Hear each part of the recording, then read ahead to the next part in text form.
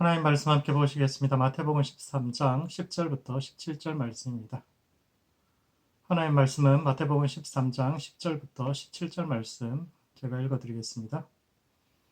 제자들이 예수께 나와 이르되 어찌하여 그들에게 비유로 말씀하시나이까? 대답하여 이르시되 천국의 비밀을 아는 것이 너희에게는 허락되었으나 그들에게는 아니 되었나니 무릇 있는 자는 받아 넉넉하게 되되 없는 자는 그 있는 것도 빼앗기리라.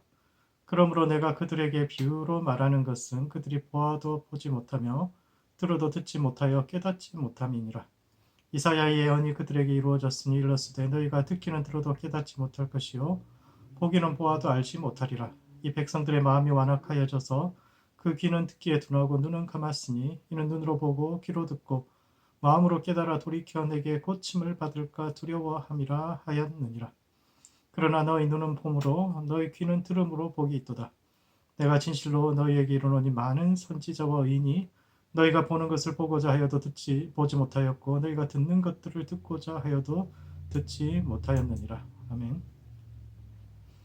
예수님께서 이 땅에 오셔서 3년 반 동안 백성들과 제자들을 가르치셨는데 그중 상당 부분이 비유로 표현되어 있습니다. 비유라는 것은 어떤 현상이나 사물을 그와 비슷한 현상이나 사물을 끌어다 표현하는 것인데 왜 예수님은 비유를 통해서 말씀하셨을까요? 비유라는 것은 직접적으로 메시지를 전달하는 것이 아니라 간접적으로 전달하기 때문에 다양한 의미로 해석될 수 있는 불완전한 소통 수단인데 왜 예수님은 이런 번거로운 방식을 통해서 말씀을 전하셨을까요? 오늘은 예수님께서 비유로 말씀하신 이유를 기록한 본문이 오늘을 살아가는 우리의 삶과 신앙에 던지는 의미가 무엇인지에 대해 함께 생각해 보는 시간을 갖도록 하겠습니다. 첫 번째, 예수님께서 비유로 말씀하신 이유는 정의를 요구하는 백성들의 한에 대해 응답하기 위해서입니다. 제자들이 예수님께 다가와서 왜 이렇게 비유로 말씀하십니까? 라고 여쭈어 보았을 때 예수님께서 하신 말씀이 너희가 듣기는 들어도 깨닫지 못할 것이요 보기는 보아도 알지 못할 것이라. 이 백성들의 마음이 완악해져서 그 귀는 듣기에 둔하고 눈은 감았으니 이는 눈으로 보고 귀로 듣고 마음으로 깨달아 돌이켜 내게 고침을 받을까 두려워함이라는 이사야 말씀의 인용이었는데 왜 예수님과 이사야는 하나님의 백성들이 깨달을까 봐 그래서 그들이 돌이켜 고침을 받을까 봐 두려워했을까요? 사람들이 깨닫고 회개하고 돌이키는 것이야말로 하나님께서 바라시는 것이 아닙니까? 하나님은 99의 의인보다 회개한 한 사람의 죄인을 귀하게 여기는 분이요. 잃어버린 한 마리의 양을 찾기 위해서 99마리 양을 들판에 놓아두고 그 한 마리를 찾기 위해서 온 들판을 헤매다니는 그런 분이 아닙니까? 그런 분이 왜 굳이 백성들이 이해하지 못하도록 그래서 그들이 돌아오지 못하도록 비유로 말씀하신 걸까요? 이는 첫 번째 이사야의 메시지에는 그 시대 백성들의 한이 담겨 있습니다. 본문에 인용된 이사야의 말씀은 성경 전체에서도 해석하기 힘든 난해의 구절 중에 하나인데 흔히 반어법으로 쓰여졌다라고 사람들이 생각합니다. 하나님께서 정말 바라는 것이야 백성들이 회개하고 돌이키는 것이지만 하도 백성들이 청개구리 같이 구니까 반어적으로 표현하셨다라는 겁니다. 하나님께서 죄인들이 회개하는 것을 싫어할 이유가 있겠습니까? 하나님은 우리가 언제든지 돌아가면 환영하고 받아주시는 분인데 하도 청개구리 같이 하니까 그러니까 그렇게 너희가 혹시 돌이킬까봐 막 이런 식으로 표현하셨다라는 거죠. 그러나 정말 본문이 그런 의미로 쓰여졌을까 생각해 보아야 합니다. 오히려 저는 이 본문을 피해자들의 관점에서 생각해 보아야 한다고 생각합니다. 이사야가 살았던 BC 8세기는 양극화가 심화되던 시대입니다. 그와 동시대를 살았던 아모스의 글에 따르면 사람이 신발 한 켤레 값에 팔리던 시절이요. 빚을 갚지 못해서 여자들이 자신들의 몸을 팔아야 했던 시대며 그것이 합법을 가장한 폭력이 만연하던 시절입니다. 이게 다 말도 안 되는 소리인데 그게 합법적이에요. 뭐 흉년에 가난해서 뭐 팔았는데 그 법적으로 무슨 하자가 있습니까? 합법인데 억울한 겁니다. 정당한 것이라고 거래라고 이야기 너무너무 억울한 일이 많은 거죠. 그래서 그 시절 백성들이 가장 원했던 것은 저 나쁜 사람들이 언젠간 천벌을 받는 것이고, 그래서 그것을 뒤집어보면 그 사람들이 가장 두려워했던 것이 바로 혹 저 사람들이 회개할지 모른다라는 그 가능성입니다. 지독하게도 자신들을 괴롭혔던 저 나쁜 사람들이 어느 날 선지자의 메시지를 듣고 회개할까 봐. 그래서 그들도 구원받고 천국 갈까 봐 그게 두려웠습니다. 죄인이 돌이켜 하나님 백성 된다는 것은 환영할 만한 일이지만 그렇다고 그들이 저지른 일이 모두 사라지는 것도 아닌데 상처받은 우리는 여전히 아파하고 있는데 하나님의 말씀을 듣고 어느 날 회개했답시고 시원하게 눈물 한번 흘리고는 자기는 하나님으로부터 용서받았다고 말하면서 마치 과거에 자신들이 저지른 일이 모두 사라지기라도 한 것처럼 자기들도 무슨 피해자인 양 그렇게 구원받았다고 주장하면서 마음 편하게 살아가는 것을 본다는 것은 상상만으로도 그들의 가슴에 천불이 일어나게 했을 겁니다. 그래서 그들은 기도했습니다. 악인들이 끝까지 회개하지 않도록 그리고 말씀을 들어도 이해하지 못하도록 하나님께 간절히 기도했는데 이것이 이사야 말씀이고 이는 그만큼 그들의 한이 깊었다라는 뜻입니다. 얼마나 가슴에 한이 쌓였으면 사람들이 이런 기도를 했을까요? 하나님을 믿는 사람들이 저 사람만큼 믿음 갖지 못하게 해달라고 하나님께 기도할 만큼 그들의 힘겹고 고통스러운 시대를 살아왔으며 그들의 한 맺힌 눈물의 기도가 바로 하나님 말씀을 숨겨달라는 겁니다. 하나님 당신이 말씀을 하시지만 그 들어도 듣지 못 깨닫지 못하고 보아도 알지 못하게 그렇게 해달라고 이야기한 거예요. 아무나 이해하지 못하도록 들어도 그 뜻을 이해하지 못하게 말씀을 숨겨달라는 것이요. 그래서 예수님도 이 땅에 오셔서 비유로 직접적인 말씀이 아니라 비유로 말씀하신 겁니다.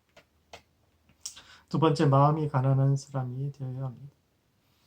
이사야의 기도는 악인들이 하나님의 말씀을 들어도 이해하지 못하게 해달라는 것이었고 그래서 예수님도 이 땅에 오셔서 비유로 말씀하셨는데 문제는 그 비유를 이해하지 못했던 사람들이 바리새인들과 서기관들이라는 겁니다.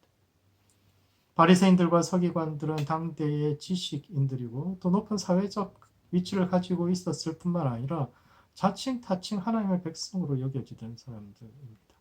그 사람들만 자기가 하나님 백성이다 스스로 이야기하는 것이 아니라 다른 사람들이 보기에도 저 사람 괜찮은데 경건한데 이런 사람들입니다. 그들은 누구보다 열심히 하나님의 말씀을 지키던 사람들로 일주일에 이틀씩은 금식하고 채소와 야채 11조까지도 하고 앉으나 서나 어디를 가나 주님의 말씀을 암송하던 지극히 경건한 사람들인데 그런 사람들이 예수님의 비유를 이해하지 못합니다. 이사야가 악인들이 이해하지 못하게 해달라고 그랬는데 예수님 시대에 의인으로 평가받던 그 사람들이 이해하지 못하는 아이러니가 일어납니다. 예수님의 비유가 어렵습니까? 그렇지 않습니다.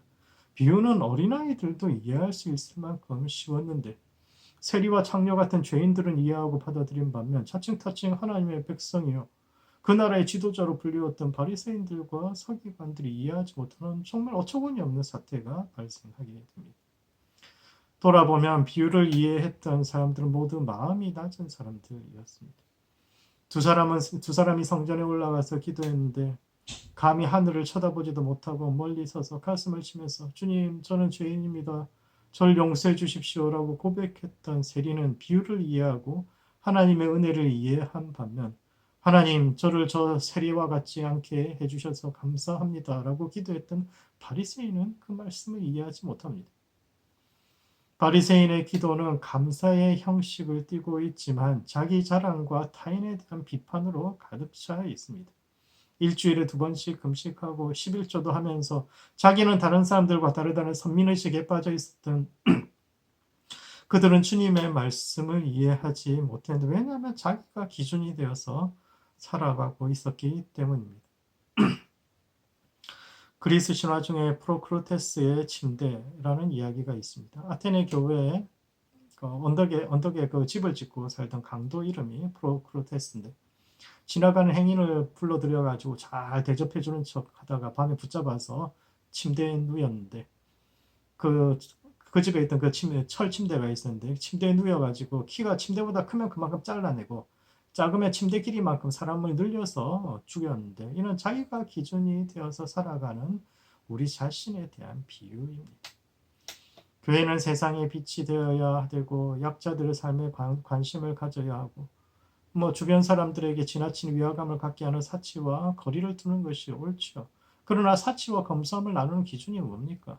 한 달에 얼마를 써야 가난하고 청빈하게 사는 것일까요? 그리스도인들이 세상에 비해서 도덕적인 수준이 높고 또 주변 사람들을 잘 돌보지만 그럼에도 불구하고 세상으로부터 비판받는 주요 이유는 우리가 이 시대의 프로크로테스가 되고 있기 때문입니다. 우리가 남들보다 조금 더 의로운 삶을 살기 때문에 그것이 우리의 의가 되고 기준이 되어서 자기보다 모자라는 사람은 늘리고 넘치는 사람은 잘라내는 그런 높은 마음을 가지고 세상을 바라보고 또 하나님의 말씀을 바라보고 있기 때문입니다. 예수님은 우는 사람들과 함께 울고 웃는 사람들과 함께 웃으라고 말씀하셨는데 우는 사람들과 더불어 우는 것은 그렇게 어렵지 않은데 웃는 사람들과 함께 웃어주는 것은 정말 쉽지 않습니다. 다른 사람들이 나보다 잘나고 성공하고 잘 나갈 때 그들과 함께 웃어줄 수 있는 사람은 돈이나 명예나 그런 세상 그런 것으로부터 자유로운 사람이 되어야 되는데 우리가 아직 그렇게 자유롭지 않기 때문에 자꾸 우리 자신을 기준으로 삼아서 다른 사람들을 비판하고 우리보다 모자란 사람 늘리려고 하고 우리보다 넘치는 사람을 자꾸 잘라내려고 하는 그런 오류에 빠져 있는 거죠. 그러므로 가난하고 겸손한 마음으로 말씀을 읽어야 합니다. 진리를 알지니 진리가 너희를 자유케 하리라고 말씀하셨는데 예수님의 은혜 안에서 자유케 되어서 하나님의 말씀의 진리를 깨닫고 마음과 마음으로 소통할 수 있는 모든 성도들 되시기 바랍니다. 두 번째, 성경 전체가 하나의 비유여 우리는 그 속에서 본질을 발견해 가야 합니다. 이 이야기의 결론은 너희 눈은 봄으로 너희 귀는 들음으로 복이 있다는 것인데 이는 첫 번째, 모든 진리는 비유로 표현되어 있습니다. 신앙의 본질은 하나님을 이해하는 것이요 성경은 그 길을 제시하고 있는데 문제는 말씀 자체가 하나의 비유라는 겁니다. 예수님만 비유로 말씀하신 것이 아니라 성경에 기록된 모든 말씀이 하나의 비유입니다. 유한한 사람이 무한한 하나님을 어떻게 이해할 수 있겠습니까? 인간에 의해서 완벽히 파악되는 신은 신이라고 표현을 이야기할 수가 없죠. 우리는 하나님에 대해서 다 알 수 없을 뿐만 아니라 하나님에 대한 지식 자체가 부분적이고 또 비유적인 겁니다.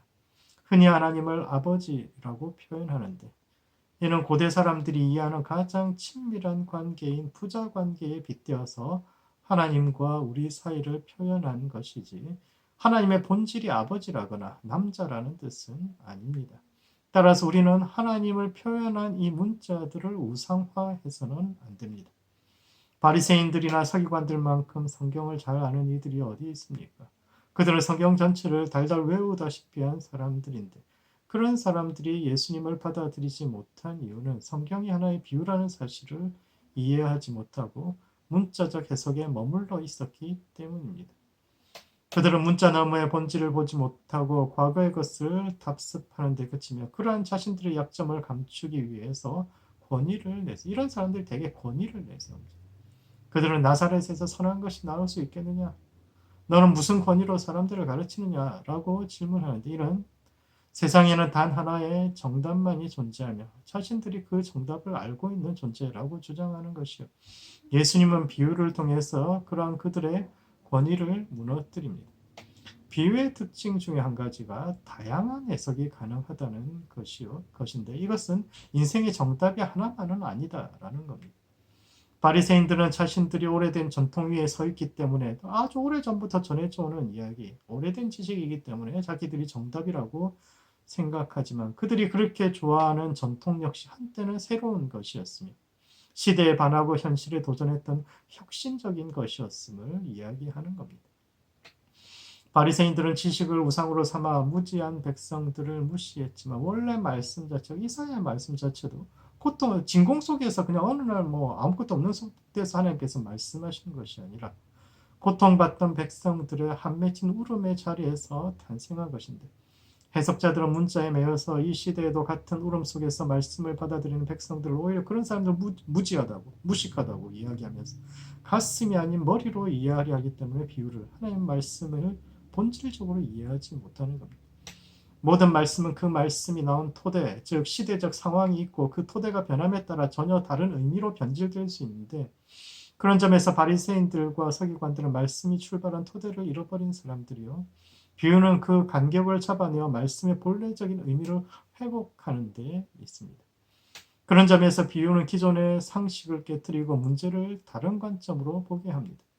부자는 천국에 들어갈 수 없다. 부자가 천국에 들어가는 것은 낙타가 바늘귀 속으로 들어가는 것보다 더 힘들다라는 말은 상식을 깨트리는 이야기입니다. 옛사람들은 부자들이야말로 하나님의 축복을 받은 사람들이요. 그들은 천국에 가장 가까이 있는 사람들이라고 생각했는데 예수님은 그 생각에 균열을 내시고 정말 그런가를 질문하는 겁니다. 이는 하나님께서 부자를 싫어하신다는 말이 아닙니다. 가난하다고 천국에 들어가는 것도 아니고 부하다고 천국 못 들어가는 것도 아닙니다. 오히려 부를 중심으로 천국과 구원을 논하는 것, 깨끗한 부자나 누가 천국에 들어갈 자격이 있느냐 이런 것을 논하는 것은 낙타가 바늘귀로 들어가는 것이 불가능한 것처럼 아무 상관없는 이야기라는 뜻이요. 이는 그 시대의 부를 둘러싼 논쟁의 초점이 잘못되어 있음을 지적하며 다시 한번 본질을 바라보라는 겁니다. 천국에 누가 들어갈 수 있습니까? 마음을 다하고 뜻을 다하고 힘을 다해 하나님을 사랑하는 사람, 그리고 이웃을 내 몸과 같이 사랑하는 사람이지 가진 것이 얼마인지는 그거 아무 상관이 없다는 겁니다. 두 번째, 그런 점에서 신앙의 근본적인 의미에 대해서 깊이 생각해 봐야 합니다. 비유라는 것은 결국은 본질이 무엇인가, 근본이 무엇인가를 질문하는 것인데 우리 신앙의 본질, 근본적인 의미가 무엇인가를 질문해 보아야 합니다. 세상이 발전되어 감에 따라서 종교가 설 자리가 좁아지고 있다고 이야기합니다. 종교적인 가치라는 것은 점점 과거의 것, 시대에 뒤떨어진 것이 되어가고 교회는 쇠퇴하고 있으며 이러다 사라지지 않을까? 교회가 언젠가 사라져버리지 않을까? 이런 질문을 하는 사람들도 많이 있습니다. 그러나 과연 종교가 사라질까요? 교회가 언젠가 사라지고 없어져 버릴까요? 종교의 본질이 무엇인가라는 질문에 대해서 엘리아데라는 종교학자는 본질적으로 종교는 의미에 관한 질문이라고 이야기합니다. 과연 삶의 의미가 있을까? 내 인생의 의미가 있을까에 관한 질문인데 이 질문은 과학이 포기한 질문입니다. 과학은 이 시대의 지식이라는 것이 결국은 과학적인 것인데 과학이라는 것은 검증 가능하지 않은 질문에 대해서는 답을 찾기를 거절합니다. 그들은 눈에 보이는 것, 객관적이고 합리적으로 검증 가능한 질문에 대해서만 답을 하는데 인생의 의미는 이 범주에서 벗어난 질문이에 따라서 질문으로서의 가치가 없다고 생각합니다. 그렇다면 우리도 이 질문이 가치 없다고 말할 수 있을까요? 인생의 의미, 그것은 질문도 아니다라고 말할 수 있을까요? 정답이 없기 때문에 우리가 그것에 대해서 잊어버리고 외면하고 살아갈 수는 있지만 그렇다고 이 질문이 사라집니까? 우리는 마음속에서 이 질문이 사라집니까? 나이 들수록 오히려 점점 이 질문이 짙어져 가고 그렇다면 이 질문이 계속되는 한은 종교는 끊임없이 살아남아서 우리에게 질문을 던지게 될 겁니다. 그리고 예수님의 비유는 이러한 질문에 대한 답을 제시하고 있으며 시대의 상식을 깨뜨려서 다른 관점으로 인생을 보게 합니다.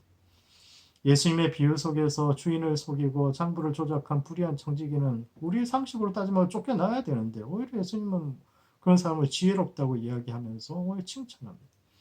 포도원이 문 닫기 전에 마지막 1시간만 일한 사람을 하루 종일 일한 사람과 동일시 하면서 이게 내 뜻이다 이렇게 이야기하면서 정의를 요구하는 사람들에게 대해서 그 사람들이 나쁜 사람들이라고 규정한다든지 기존으로 상식으로 이해할 수 없는 이야기를 통해서 비유라는 것이 우리의 생각을 뒤흔드는데 이는 비유의 목적이 새로운 관점으로 인생을 사람들이 당연히 옳다고 생각하는 그것이 정말 그런가라는 질문을 던지게 하고 그를 통해서 인생을 새롭게 보게 하는 데 있습니다.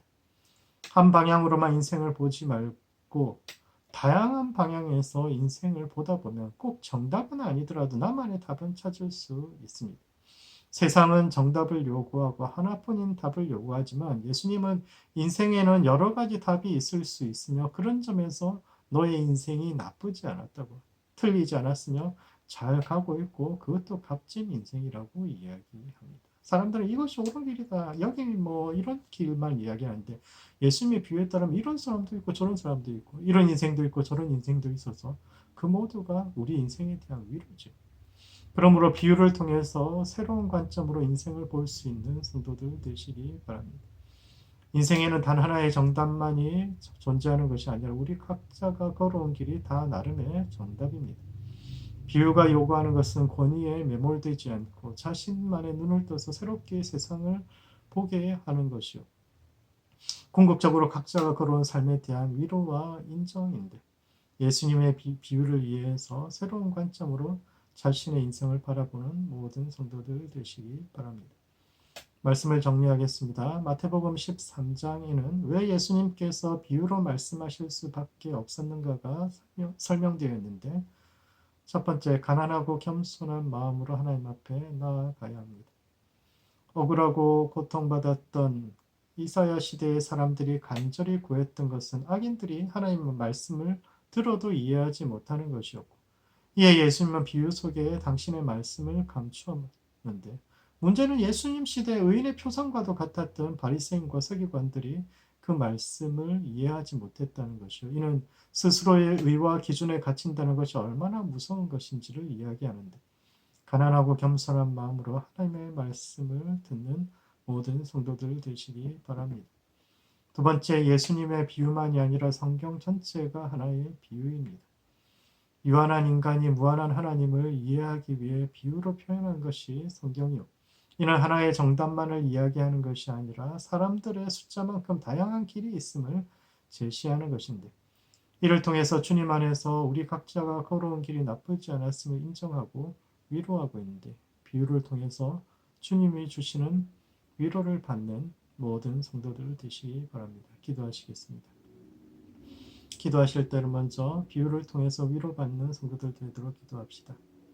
비유는 다양하게 해석되며 이는 인생에는 다양한 길이 있음을 이야기하는데 말씀 속에 위로를 받는 모든 성도들 될 수 있도록 자신을 위해서 기도하시고 두 번째, 문자 너머의 본질을 볼 수 있는 지혜 있는 교회와 성도 될 수 있도록 서로를 위해서 기도합시다. 성경은 잘 알았지만 하나님은 몰랐던 바리새인들의 오류에 빠지지 않도록 마음을 열고 겸손히 늘 하나님 앞에 나아가는 교회와 성도 될 수 있도록 서로를 위해서 함께 기도하시겠습니다.